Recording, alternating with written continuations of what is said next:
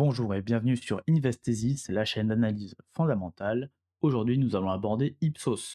Ipsos est une entreprise mondiale d'études de marché, d'opinion et d'analyse des comportements. Son métier réel n'est pas seulement de faire des sondages, son métier est de produire de l'information fiable sur des populations, des marchés, des clients, des citoyens, des patients ou des salariés. Puis, de transformer cette information en éléments de décision pour des organisations qui doivent réduire l'incertitude. Ipsos vend donc une sorte d'assurance, une capacité à comprendre un environnement humain complexe et à le traduire en décisions exploitables. On va donc se demander comment Ipsos va-t-elle garder sa place, comment va-t-elle continuer à croître et quel rôle l'intelligence artificielle va-t-elle jouer dans cette évolution. Mais d'abord, d'où vient l'entreprise? Ipsos naît à Paris le 1er octobre 1975, fondé par Didier Truchot, ancien chercheur à l'IFOP.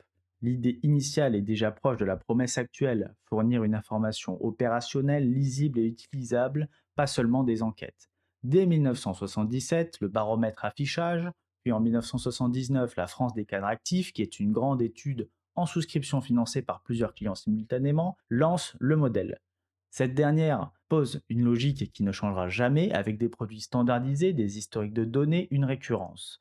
Ipsos ne vend pas des sondages ponctuels dès le départ, elle construit des mesures. L'arrivée de Jean-Marc Lèche en 1982 crée le tandem Truchot-Lèche et ouvre la phase de succès français. Ipsos gagne en légitimité dans la publicité, les médias et l'opinion publique, dans un contexte porteur de dynamisme publicitaire, essor de la presse, alternance politique. Le groupe devient l'un des instituts influents en France. Mais la vraie rupture commence dans les années 1990. Les clients d'Ipsos deviennent internationaux et Ipsos doit les suivre.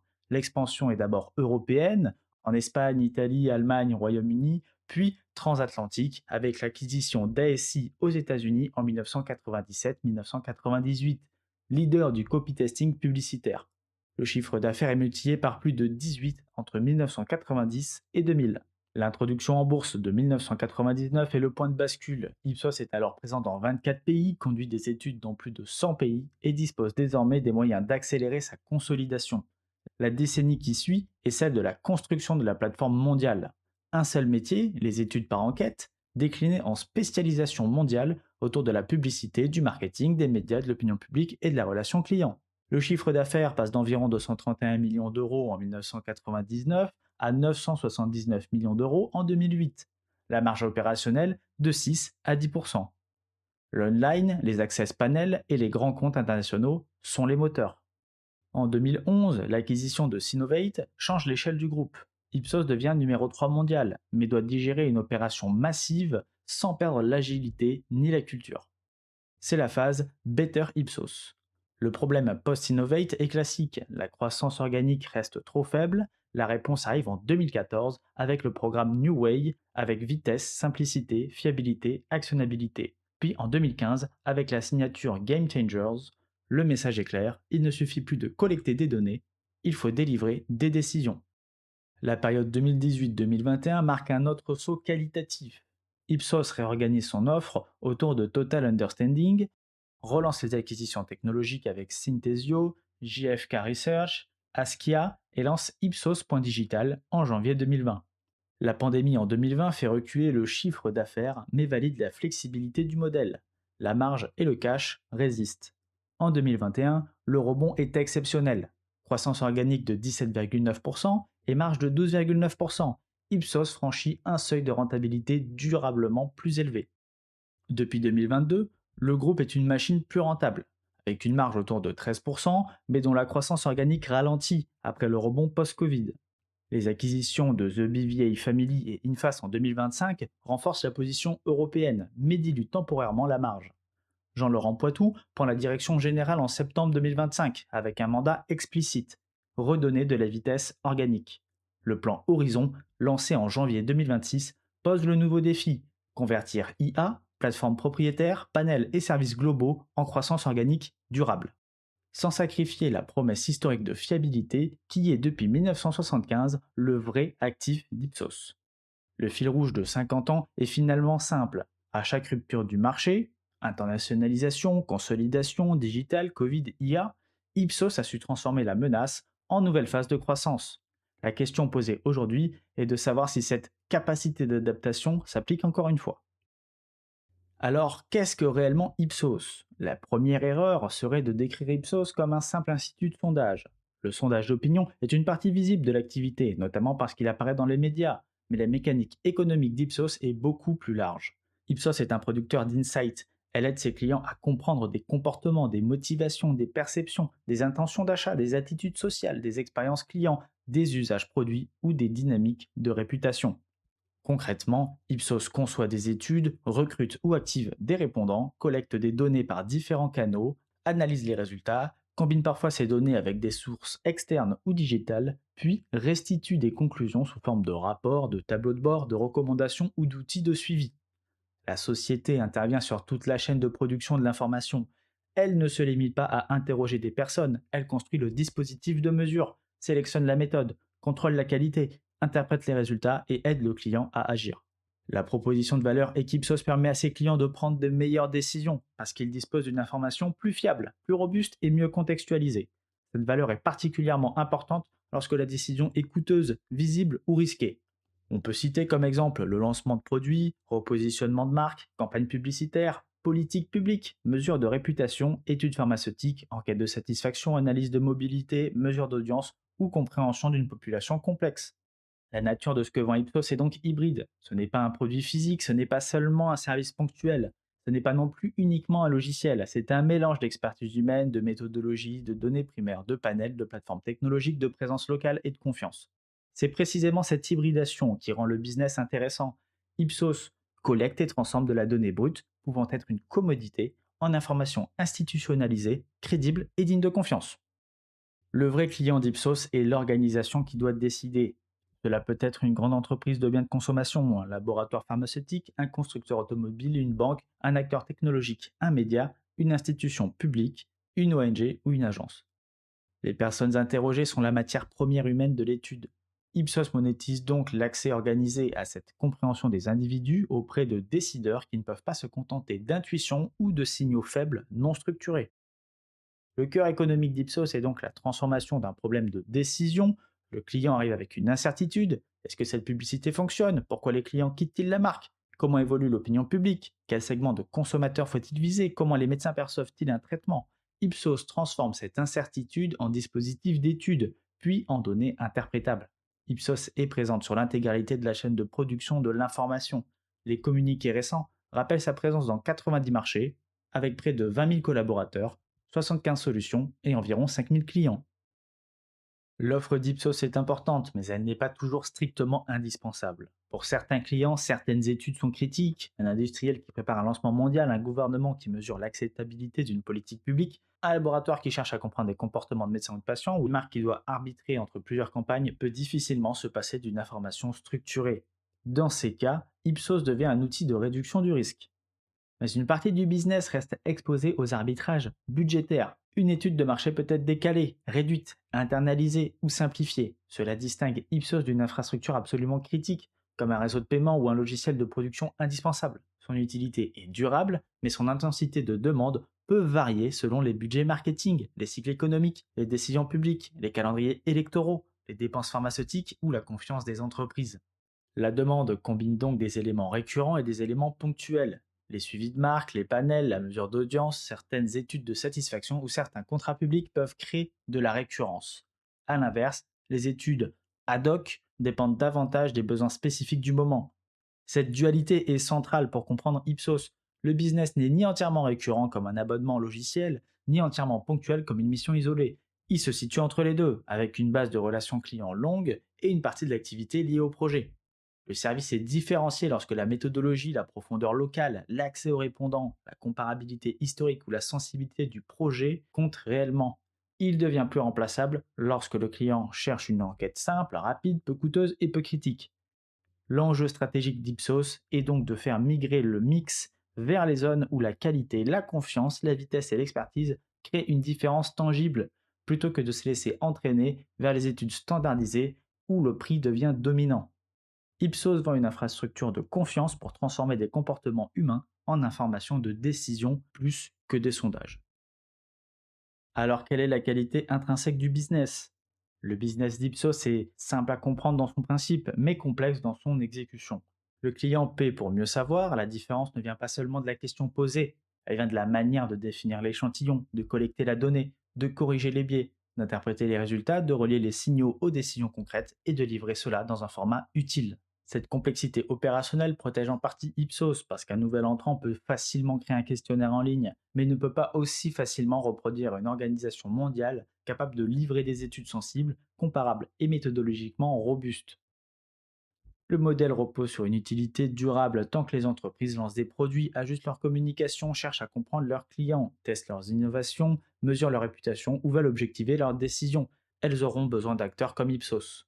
De même, les États, institutions et organisations publiques ont besoin de mesurer des opinions, des usages ou des comportements. La demande de compréhension sociale et commerciale n'est donc pas une mode, elle est structurelle. Ce business doit s'adapter au mode technologique. Les études classiques peuvent être perçues comme lentes ou coûteuses face à des outils digitaux instantanés.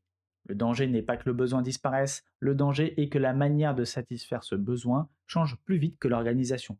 C'est pourquoi la vitesse des plateformes, l'IA et l'industrialisation des services sont actuellement au cœur de l'ambition d'Ipsos. Ce sont des conditions de maintien de la pertinence. La qualité intrinsèque d'Ipsos vient donc de plusieurs couches. La première est la confiance. Les clients doivent croire que l'information est fiable. La deuxième est l'expertise. Ipsos doit savoir poser les bonnes questions sur les bonnes populations avec les bonnes méthodes. La troisième est l'échelle. Le groupe doit pouvoir opérer à travers les marchés sans perdre la connaissance locale. La quatrième est la donnée. Panel, historique d'études, données primaires et sources digitales alimentent la capacité à produire des analyses comparables. La cinquième est la relation client. Plus Ipsos comprend les enjeux d'un grand compte, plus la relation devient difficile à remplacer.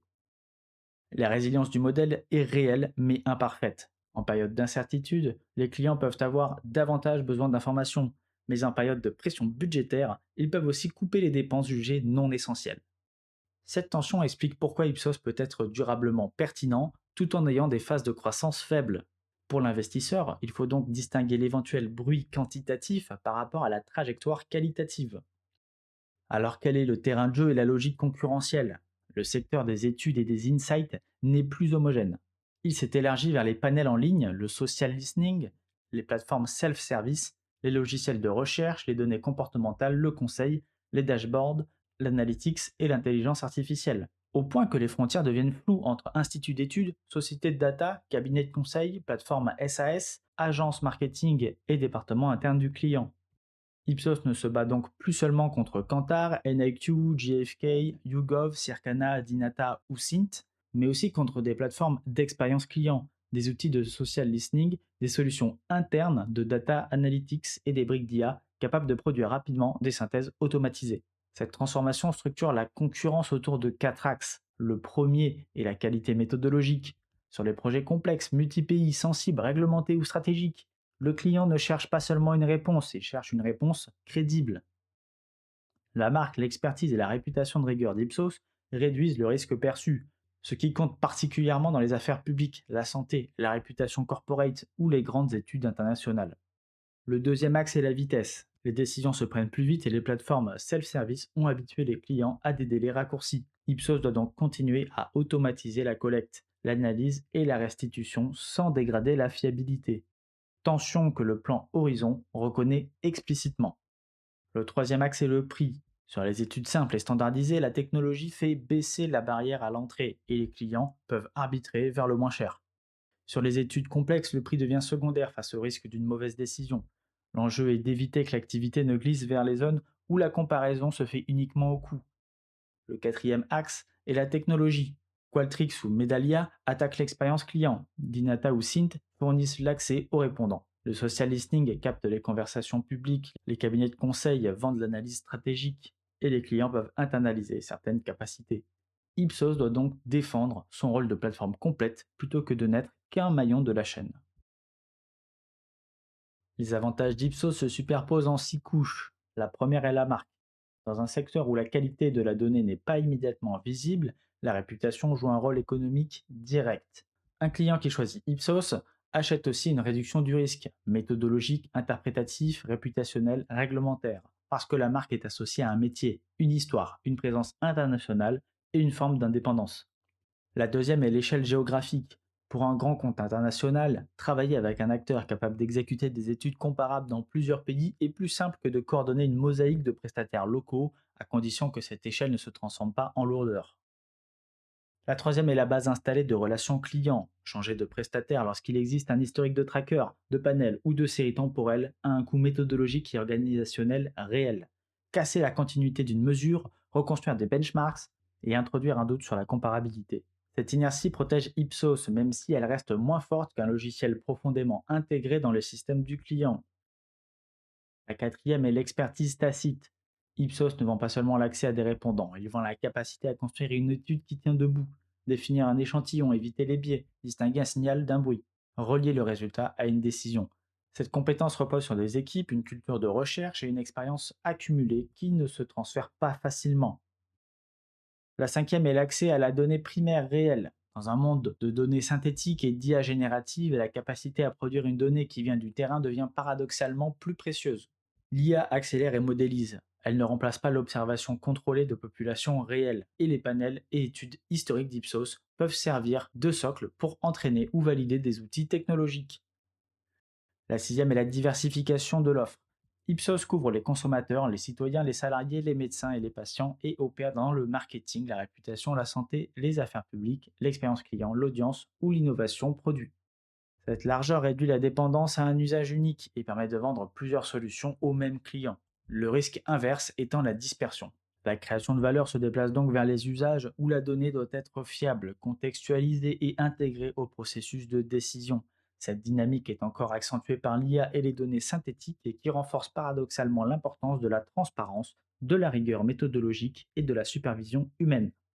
Le tout dans un monde où produire une apparence d'analyse devient très facile. La conformité et la confiance deviennent de vrais différenciateurs. Ce constat soulève la question centrale de pourquoi Ipsos ne se fait-elle pas simplement imiter. Parce que son offre complète est difficile à reproduire. Une brique peut être copiée.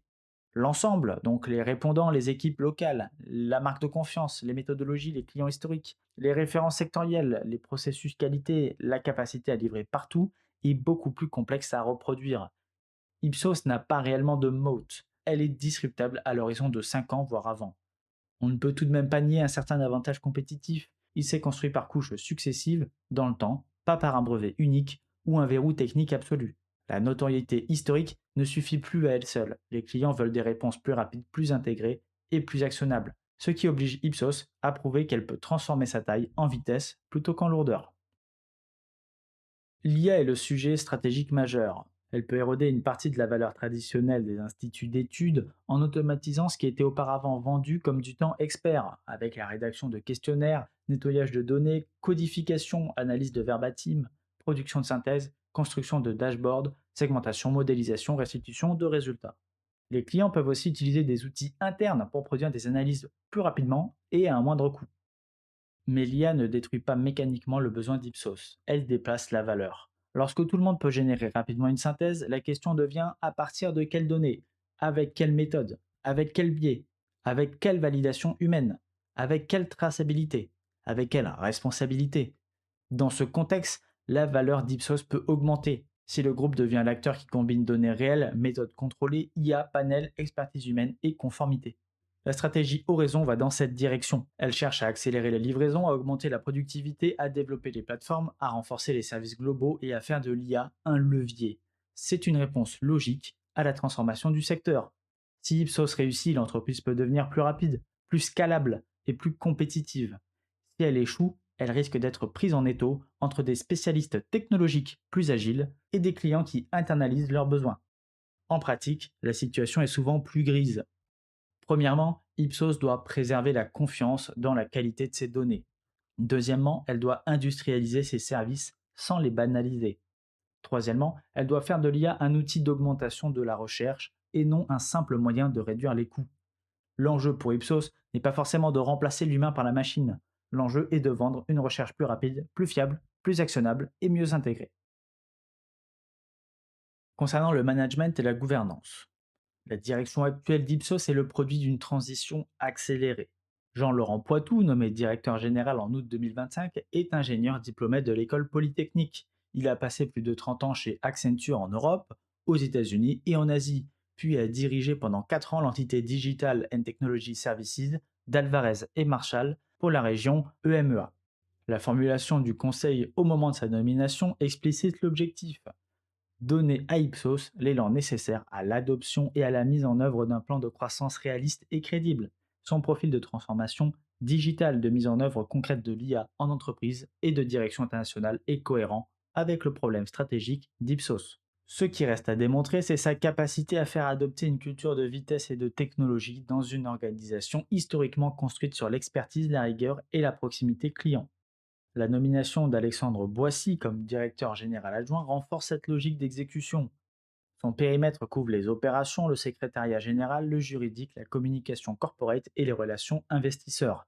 Son parcours dans des fonctions de direction et de transformation correspond aux besoins d'une organisation mondiale complexe qui doit simultanément piloter des parties prenantes multiples, intégrer des acquisitions et déployer un plan de transformation ambitieux. Son parcours dans des fonctions de direction et de transformation correspond aux besoins d'une organisation mondiale complexe qui doit simultanément piloter des parties prenantes multiples, intégrer des acquisitions et déployer un plan de transformation ambitieux. La culture d'Ipsos est un actif, mais aussi un point de vigilance. Elle repose sur l'expertise, la curiosité, la rigueur méthodologique et la proximité avec les clients. Ces traits sont adaptés à une entreprise qui vend de la confiance et de l'interprétation. Le risque est le revers classique des grands groupes de services: bureaucratie, lenteur, fragmentation par pays, difficulté à imposer rapidement de nouveaux outils ou à transformer les méthodes de travail. Horizon vise justement à corriger cette faiblesse en renforçant les plateformes, les services globaux et les priorités transversales. L'allocation qualitative du capital va dans la même direction. Ipsos investit dans les plateformes, l'IA, les données et les acquisitions proches du cœur du métier.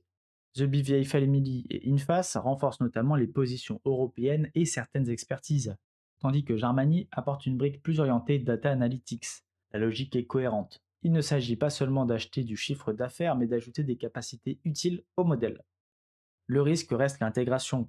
Ces acquisitions doivent rendre l'offre plus cohérente, plus rapide et plus industrialisée. Elles deviendraient problématiques si elles masquaient une croissance organique insuffisante ou ajoutaient de la complexité sans améliorer le produit. Il faut aussi intégrer le rachat d'actions annoncé en mars 2026, environ 100 millions d'euros destinés à l'annulation des titres, distincts des rachats utilisés pour compenser la dilution par action gratuite. Le management semble donc lucide sur ce point. Ipsos ne présente pas la faiblesse récente de la croissance organique comme un simple accident sans conséquence. Le groupe reconnaît que l'environnement politique, macroéconomique et budgétaire pèse sur certains métiers, notamment les affaires publiques. Cette lucidité est plutôt saine. Une direction qui nierait le problème serait moins crédible. La question est de savoir comment la direction va surmonter les problèmes et augmenter la croissance organique, vitesse de production, adoption des plateformes, amélioration commerciale et discipline d'intégration. La gouvernance traverse simultanément une transition historique. Didier Truchot a démissionné de la présidence du Conseil en janvier 2026 pour raison de santé. Laurent Stocklet lui succède à la présidence à compter de mars 2026.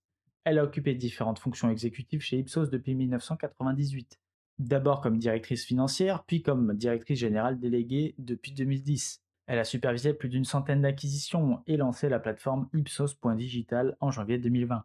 Son profil présente un avantage: elle connaît le groupe de l'intérieur depuis près de 30 ans, ce qui limite le risque de rupture culturelle tout en apportant une légitimité institutionnelle immédiate.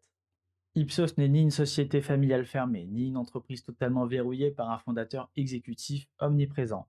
C'est une société cotée avec un conseil structuré, une base d'actionnaires de marché et des obligations de transparence.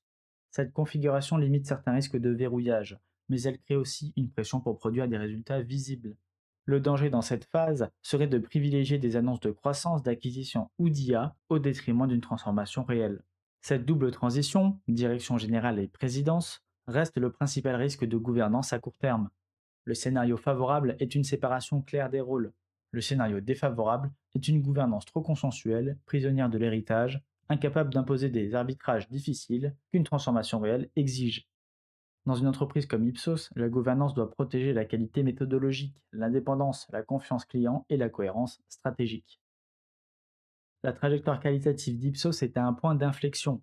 Le besoin adressé reste réel, la marque reste forte, la base client est large et l'empreinte internationale est significative. Mais la trajectoire n'est pas automatique. Une croissance organique de 0,6% en 2025, pénalisée par un contexte politique incertain, qui a pesé sur l'activité des affaires publiques montre que la pertinence du marché ne suffit pas. Le premier trimestre 2026 confirme cette lecture contrastée. Le chiffre d'affaires recule de 2,4% sous l'effet d'un impact de change négatif de 5,4%, mais Ipsos.digital affiche une croissance à deux chiffres. La Chine progresse et certains contrats en affaires publiques sont renouvelés. Ce n'est pas encore une preuve de redressement, mais ce n'est pas non plus une rupture négative. Le dossier est en transition plutôt qu'en décrochage. C'est dans ce contexte que s'inscrit le plan Horizon, présenté à l'Investor Day de janvier 2026. Le plan repose sur 6 piliers: exploitation du modèle multispécialiste, priorité à la rapidité, intégration de l'IA, excellence commerciale, expansion des plateformes numériques et développement des services globaux. Il s'appuie sur un programme d'investissement de plus d'1 milliard d'euros sur 5 ans, financé principalement par le free cash flow, avec un objectif de retrouver une croissance organique de 5% en 2030. Les objectifs intermédiaires sont précis: croissance organique moyenne de 3 à 4% sur 2026-2028, avec une marge opérationnelle équivalente à 2025 pour l'exercice en cours. Les actes concrets accompagnent le discours: nomination de Nathan Brumby au poste de directeur de la technologie et des plateformes, objectif de croissance à deux chiffres pour la plateforme GMS, développement d'Ipsos.digital et l'intégration plus large de l'IA dans les méthodes.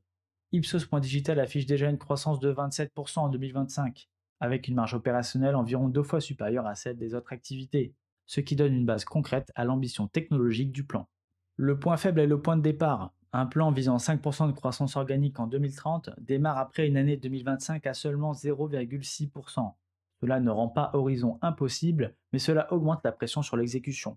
Ipsos doit prouver que les investissements dans l'IA, les plateformes, les données et les services globaux se traduisent en croissance organique, et pas seulement en discours stratégique ou en effet de périmètre. Sur 5 ans, le scénario favorable est celui d'un Ipsos augmenté: des études plus rapides, davantage de plateformes, une meilleure exploitation et des données propriétaires, une adoption croissante des Globally Managed Services, d'Ipsos.digital et des capacités de data analytics, et une meilleure pénétration des grands comptes mondiaux. Dans ce scénario, Ipsos devient un partenaire de décision combinant sciences des données, recherche humaine et intelligence artificielle. Le scénario défavorable est celui d'une entreprise coincée entre deux mondes: des études traditionnelles qui se banalisent d'un côté, et une valeur stratégique captée par des plateformes technologiques, des cabinets de conseil ou des équipes internes de clients d'un autre côté. Ipsos resterait alors pertinent, mais avec un pouvoir de prix et une croissance structurellement plus limitée. Le risque est l'érosion progressive du caractère premium de l'entreprise. À 10 ans, la question devient: Ipsos sera-t-elle encore reconnue comme l'un des acteurs de référence pour produire une vérité opérationnelle sur les sociétés, les marchés, les individus? L'enjeu relève donc plutôt à minima du maintien d'un statut. Les risques se concentrent sur 7 points. Le premier est la banalisation. Si les clients perçoivent les études comme interchangeables, la concurrence bascule sur le prix et la vitesse brute. C'est le risque le plus dangereux pour la qualité du business. Le deuxième est la substitution technologique. Les outils d'IA, les plateformes self-service et l'internalisation par les clients peuvent éroder des segments entiers. Ipsos doit capter ce déplacement plutôt que le subir. Le troisième est la sensibilité budgétaire. Une partie des dépenses d'études reste discrétionnaire et peut être reportée en période de pression. Cela distingue Ipsos d'une infrastructure absolument critique. Le quatrième est la complexité organisationnelle. Opérer dans 90 marchés avec de multiples lignes de services, de plateformes et des acquisitions récentes rend difficile l'exécution transversale qu'exige une transformation par l'IA. Le cinquième est la qualité de la donnée.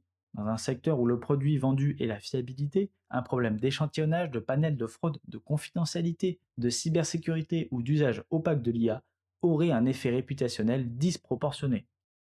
Le sixième est le risque réglementaire et éthique. La protection des données personnelles, les règles de publication des sondages, la transparence méthodologique, l'usage de données synthétiques et la supervision humaine de l'IA deviennent des sujets centraux. Ipsos peut être avantagé par sa taille et ses capacités de conformité, mais cette position accroît aussi sa responsabilité. Une erreur sur ces sujets abîmerait directement la confiance, donc le produit lui-même. Le septième est l'exécution managériale. Horizon est un plan ambitieux, piloté par une direction générale récente dans une organisation en double transition de gouvernance.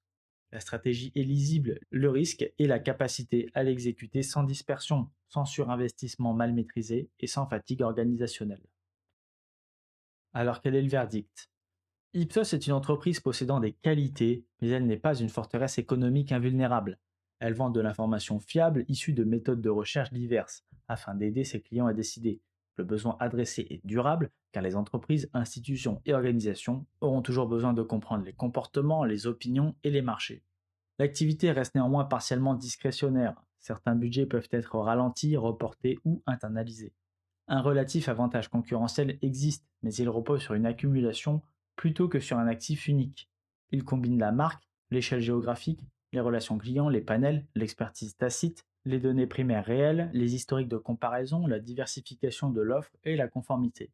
Ce n'est pas un moat au sens pur.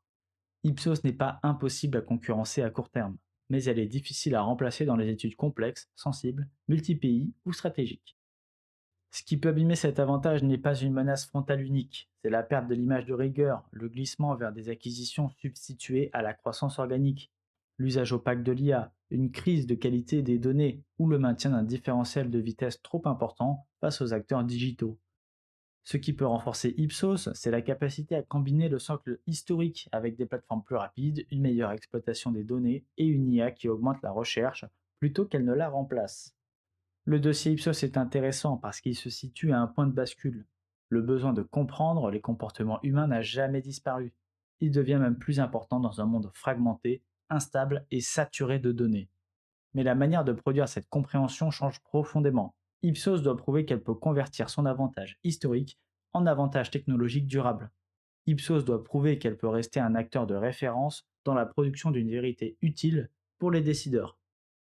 À ce stade, la réponse est plutôt oui, mais elle n'est pas acquise. Alors quels sont les points de suivi pour l'investisseur? Le premier point est la croissance organique. Elle dira si la demande réelle pour l'offre d'Ipsos se redresse ou si la croissance dépend principalement du périmètre. Une entreprise de qualité doit finir par montrer que son offre gagne du terrain par elle-même. Deuxième point, l'adoption des services globaux et des plateformes. Les Globally Managed Services, Ipsos.digital, Ipsos Synthesio et les capacités de data analytics doivent devenir plus qu'une promesse stratégique. Ils doivent améliorer la vitesse, la valeur client et la scalabilité du modèle.